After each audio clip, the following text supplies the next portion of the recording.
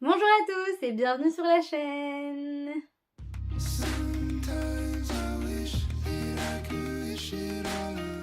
Vous l'avez vu dans le titre, aujourd'hui on ne va pas parler de livres, mais c'est un lien évidemment, puisqu'on va parler de jeux de société littéraires, de deux jeux de société plus précisément, puisque j'en ai deux chez moi et j'en connais deux finalement, et j'avais envie de vous en parler parce que je trouve le concept tout simplement génial. Et on voit pas du tout passer ces jeux en fait sur les réseaux, je trouve, alors qu'ils méritent d'être un peu plus connus. Donc j'ai deux jeux à vous présenter. Le premier c'est Tu joues ou tu lis de l'influenceuse littéraire Le Souffle des mots. Ça c'est un jeu assez large qui peut se jouer assez facilement si on aime la littérature young adulte.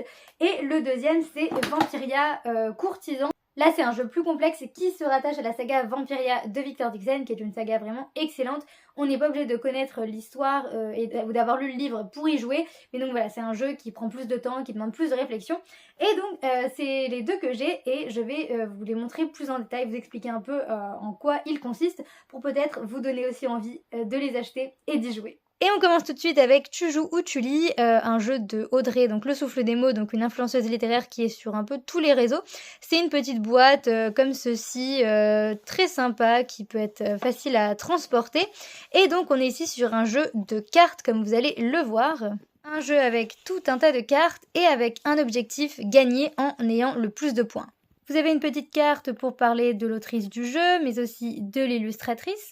Les cartes avec les règles, donc c'est un jeu qui se joue en 6 tours et chaque carte que l'on pioche demande à faire une action et on peut gagner des points.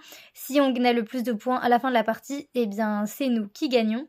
Il y a aussi les solutions et tous les titres des livres qui sont cités dans le jeu. Au niveau des cartes, on a d'abord la carte quiz, donc il y a une question et il faut donner la bonne réponse pour gagner un point. Il y a la carte Kiss, Marry, Kill, donc la personne qui pioche la carte doit noter ses choix dans un coin et les autres doivent deviner. Ceux qui devinent, ils gagnent un point. La carte First Sentence Challenge, c'est donc la première phrase d'un livre et il faut deviner bien, de quel livre il s'agit. Il y a aussi la carte ping-pong de mots, donc là il faut choisir un adversaire et chacun doit citer, là par exemple, une dystopie. Et c'est le premier qui ne trouve plus de titre qui a perdu, donc l'autre gagne un point. Ensuite, il y a les défis livresques. Il faut les réaliser et si on y arrive, on gagne un point, mais on peut toujours changer de carte ou ne pas les faire. Mais ce sont toujours des défis assez drôles. Il y a aussi les cartes Tu préfères, donc là aussi il faut noter son choix dans un coin et les autres doivent deviner et s'ils devinent, ils gagnent un point. Et enfin les cartes bonus-malus qui permettent de perdre ou de gagner des points mais sans rien faire de spécial. C'est un jeu que j'aime vraiment beaucoup, qui est très très beau, très très chouette et qui plaira à tous ceux qui adorent la littérature young adulte. J'y ai déjà joué plein de fois et à chaque fois je m'amuse énormément, donc je vous le recommande.